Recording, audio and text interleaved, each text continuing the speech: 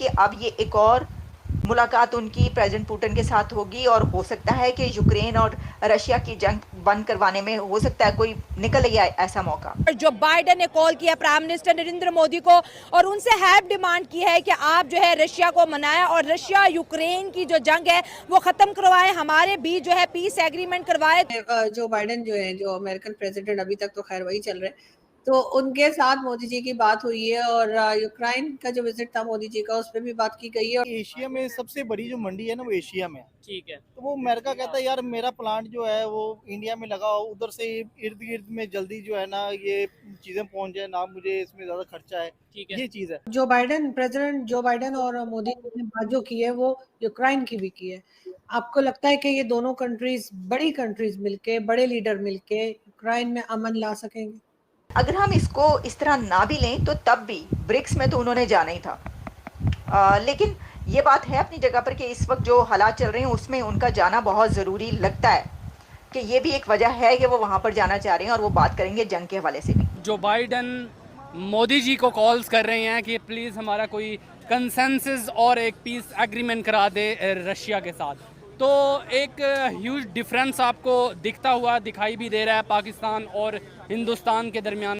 Hello friends, very welcome to IndiPak news. दोस्तों, रूस Ukraine का युद्ध बहुत लंबे अरसे से चल रहा है, पर किसी की हिम्मत नहीं हो रही कि रूस यूक्रेन का युद्ध रुकवा सके। तो इसी बात से पूरी दुनिया हैरान है और परेशान भी है कि आखिर खत्म हो तो कैसे हो रूस यूक्रेन का युद्ध। बाइडेन ने मोदी जी से कहा है कि अब सिर्फ आप ही हो जो इस युद्ध को रुकवा सकते हो, तो आप प्लीज़ कुछ कीजिए।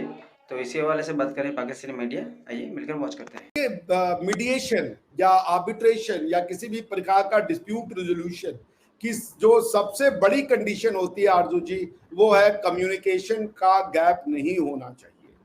देखिए, अगर आपको या दुनिया को ये लग रहा है कि प्रधानमंत्री मोदी यूक्रेन और रशिया में किसी भी तरीके की मीडिएशन कर रहे हैं, आंसर है नहीं।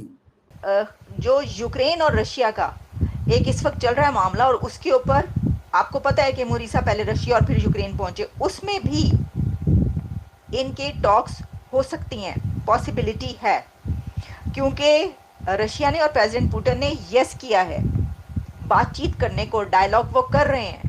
1947 में आजाद होने वाला मुल्क आज ग्लोबली कितना ज्यादा स्ट्रॉन्ग हो चुका है कि दो बड़ी पावर, रशिया भी एक वक्त में सुपर पावर रहा और अमेरिका तो ऑलरेडी सुपर पावर है, और दो सुपर पावर के बीच जो है सुलह कराने के लिए इंतखाब किया गया है प्राइम मिनिस्टर नरेंद्र मोदी का। मोदी साहब ने जो बाइडेन की कॉल को भी कंफर्म किया, भारतीय मीडिया ने भी कंफर्म किया है, अमेरिका मीडिया ने मोदी साहब को जो मैसेंजर ऑफ पीस तक कह डाला है। वो तो चाहते हैं कि लड़ाई हो, वो चाहते हैं कि रशिया वीक हो जाए, और रशिया को ये बात का रियलाइजेशन है कि रशिया का जो रिसोर्सेज है वो नेटो के कंबाइंड रिसोर्सेज के मुकाबले कुछ नहीं है।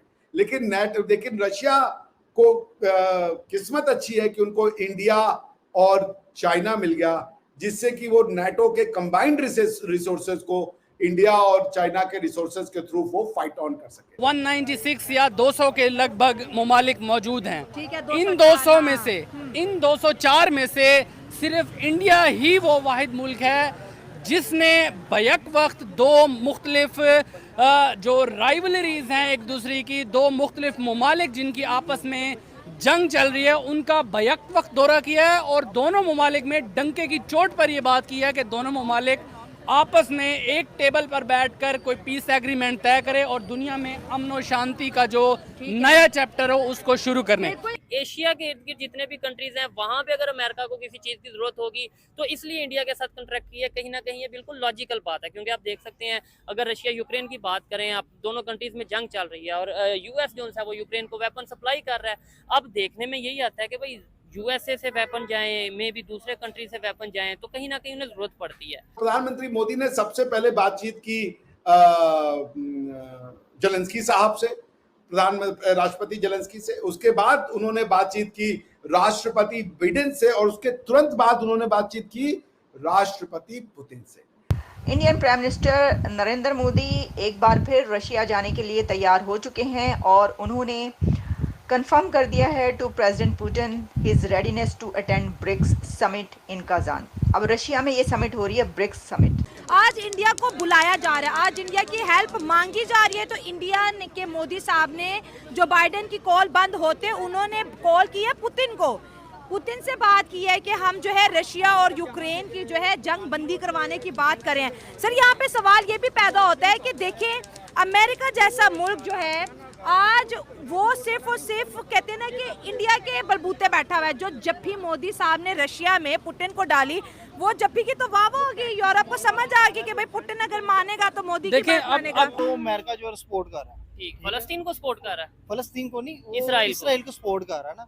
तो अब ये है कि आने वाले दौर में उसको है कि जैसे पाकिस्तान एक जो है ना पावर है, एटॉमिक पावर है, बिल्कुल, तो उसको मद्देनजर रखते हुए ठीक है, तो पाकिस्तान एक दिन जो है ना कदम जरूर उठाएगा, मगर वो अभी खामोश है। अगर लोगों को ये लगता है कि ये लड़ाई यूक्रेन और रशिया लड़ रहा है, आंसर है नहीं। ये लड़ाई नेटो और रशिया लड़ रहा है, ये लड़ाई अमेरिका और रशिया लड़ रहा है, ये लड़ाई वेस्ट और रशिया लड़ रहा है। तो इसलिए वेस्ट एक विली नीली पार्टी है, अदरवाइज क्या जरूरत है बाइडेन साहब का, क्या लेना देना है, वो अमेरिका में रहते हैं, ये यूरोप में घटना हो रही है।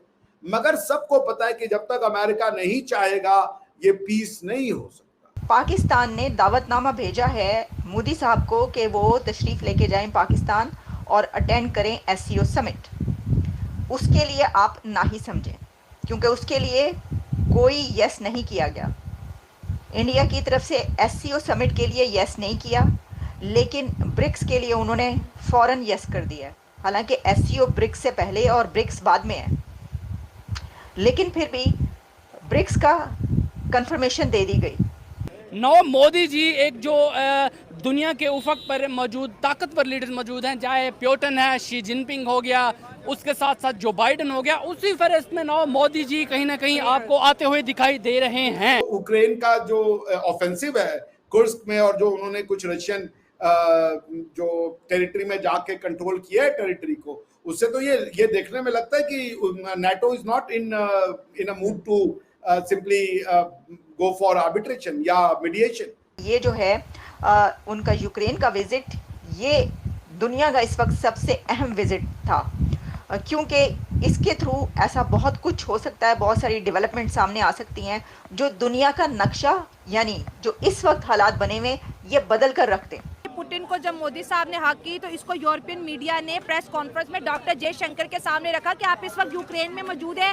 मोदी साहब ने पुतिन को हक की तो उन्होंने कहा कि भाई ये हमारा कल्चर का हिस्सा है, आपके यहाँ कल्चर का हिस्सा नहीं होगा, लेकिन हम मोदी को हक करें। आज वो हक को जो बाइडेन यूज कर रहा है कि भाई पुतिन नु मना लो, ताड़ी गाल सुनता है, आपका दोस्त है, अमेरिका नहीं चल रहा, यूरोप नहीं चल रहा। और अमेरिका क्या लिख रहा है मोदी जी के बारे में, वो कह रहे हैं कि ये मैसेंजर ऑफ पीस है पीएम मोदी। सर कितना बड़ा टाइटल है ये। इंडिया सोल्यूशन नहीं दे रहा, जो लोगों को लग रहा है कि हम सोल्यूशन दे रहे हैं ना, इंडिया प्लेटफॉर्म दे रहा है। We are mediating, we are not deciding the dispute, they will decide the dispute. हर तरफ तो मोदी मोदी हो रहा है, हर तरफ हो रहा है कि मोदी साहब कभी रशिया जा रहे हैं, कभी यूक्रेन जा रहे हैं। तो जो लीडर दुनिया के इतने बड़े बड़े कंट्रीज में विजिट कर रहा होगा एक ऐसे टाइम में, कि जब एबीसी न्यूज क्या लिख रहा है, अब इसके ऊपर आते हैं।